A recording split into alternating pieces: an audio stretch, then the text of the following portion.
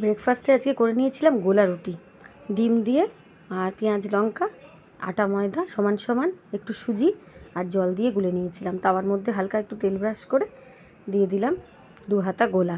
ব্যাস, একদম একটু শুকোতেই দেখলাম বেশ উঠে যাচ্ছে, খুন্তির এক খোঁচাতেই উঠে গেল।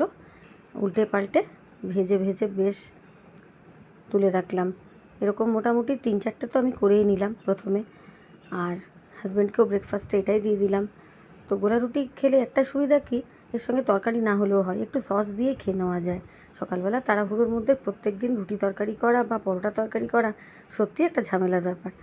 তো গোলা রুটি এরকমভাবে যদি করে নেওয়া যায় মাঝে মাঝে, অনেক সময় আমি পেঁয়াজ লঙ্কা ছাড়াও কিন্তু করে দেখেছি, এটাও কিন্তু মন্দ লাগে না খেতে। একটু চিনিটা বেশি দিয়েছি তাতে, একটু মিষ্টি মিষ্টি হলে এমনিই খেয়ে নেওয়া যায়, ভালোই লাগে। তো তোমরা কে কে গোলা রুটি এরকম পছন্দ করো, বা কে কে খাও, বা অন্য কোনোভাবে গোলা রুটি করো কি না আমাকে একটু কমেন্ট সেকশানে জানিও।